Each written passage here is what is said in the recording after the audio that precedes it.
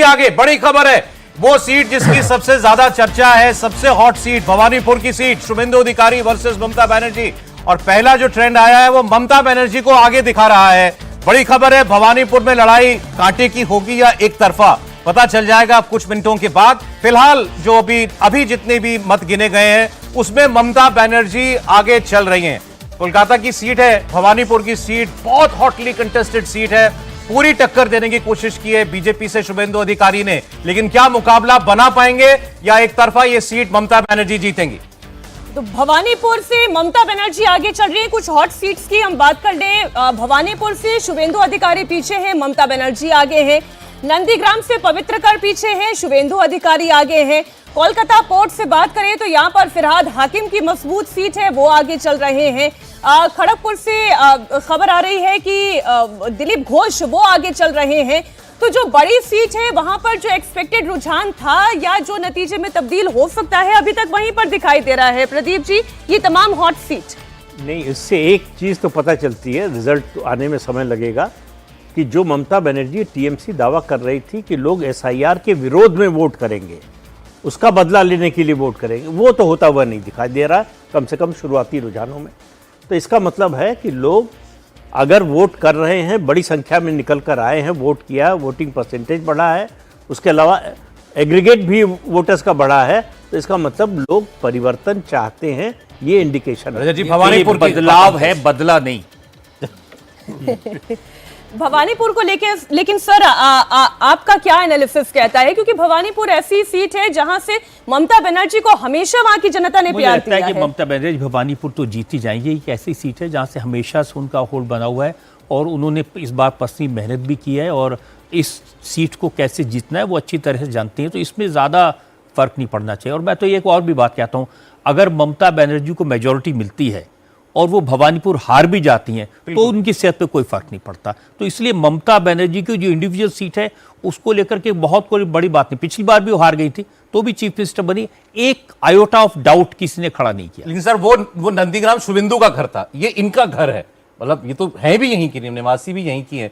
अगर वो परेशानी में है भवानीपुर में, तो ये इसका मैसेज पूरे स्टेट का क्या है? नहीं, अभी परेशानी में कहाँ है, अभी तो नहीं है। मैं कह रहा हूं अगर भवानीपुर में उनको कोई दिक्कत हो रही होगी तो क्या इसका मतलब उसको हम स्ट्रेट में पूरे में ट्रांसलेट कर सकते हैं? अगर ममता बनर्जी भवानीपुर हारती हैं और डायमंड हार्बर अभिषेक बनर्जी हारते हैं, इसका मतलब है लैंडस्लाइड विक्ट्री होगी बीजेपी की, और ऐसी विक्ट्री होगी जिसमें ममता बनर्जी की पूरी पार्टी तिनकी की तरह उड़ जाएगी। एक पुराना बयान मुझे शुभेंदु अधिकारी का ध्यान आ रहा है। उन्होंने कहा कि नंदीग्राम में तो फिर भी चुनौती थी क्योंकि वहां पर मुस्लिम बहुलता है, जहां नंदीग्राम वन की हम बात करते हैं, लेकिन भवानीपुर में तो मुझे कोई चुनौती नहीं दिखाई दे रही है। वहां पर गुजराती वोटर भी है, गैर बंगाली हिंदू वोटर्स की रजत जी उन्होंने बात कही थी और कहते कि इनके दम पर ये जीत उनके लिए सुनिश्चित हो सकती है।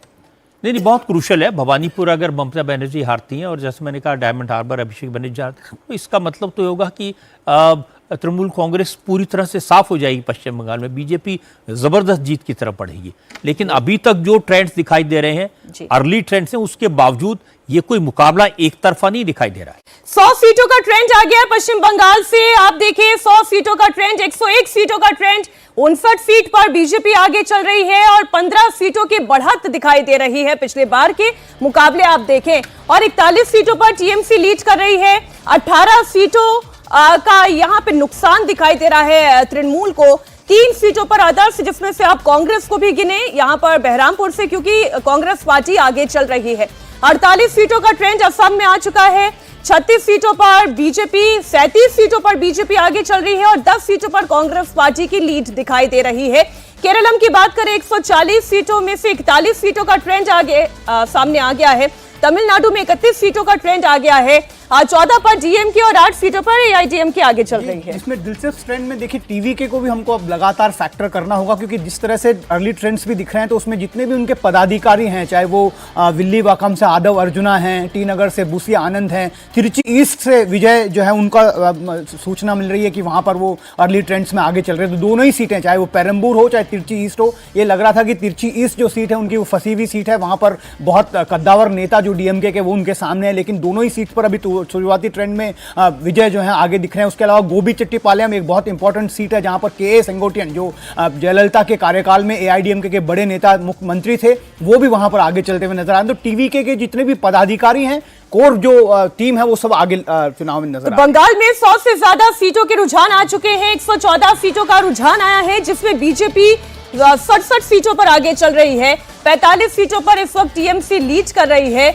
और 23 सीटों की बढ़त बीजेपी को दिखाई दे रही है। तो बंगाल के रुझान ये बता रहे हैं कि बीजेपी बढ़त के साथ 23 सीटों के बढ़त के साथ आगे है। इसको आप ऐसे समझ सकते हैं, 148 है आंकड़ा जादुई नंबर। एक तो ये सारे राज्यों का आपको मैजिक फिगर हम बता दें, मेजॉरिटी मार्क बंगाल के लिए वो 148 है, असम के लिए वो 114 है, तमिलनाडु में 234 सीटें हैं तो 117 आपको यहां 118 तमिलनाडु में चाहिए, और बंगाल के लिए 148। केरल में जो है कुल सीटें 140 तो 71 वहां का मैजिक नंबर है। तो ये हर स्टेट के अंदर जो भी इस आंकड़े को छू लेगा वो सत्ता में आ सकता है। अब आप बंगाल के फिगर्स को देखिए, टीएमसी 47 पर है, -29 का मतलब ये ऐसी 29 सीटें जो टीएमसी पिछली बार जीत गई थी उनमें वो इस वक्त पीछे चल रही है।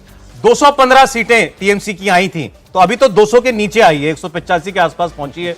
इसको आप समझिए, इसको कवर करना है बीजेपी को 77 से 148 का फासला, और टीएमसी को लाना है 148 के नीचे। पहले फेज में ही ये दावा किया गया था गृह मंत्री की ओर से कि 100+ सीटें लेकर आ रहे हैं। रजत जी फिर कुछ कहना चाह रहे हैं? नहीं, मैं कह रहा हूं कि अगर कोई इनको अब इन ट्रेंड्स को थोड़ा बहुत भी सही माने, हालांकि मैं कहूंगा शुरुआती है, तो सिर्फ वन साइडेड इलेक्शन सिर्फ असम में दिखाई दे रहा है। जी, असम में अगर 58 में से 45 सीटों पर बीजेपी लीड कर रही है तो ये बहुत बड़ी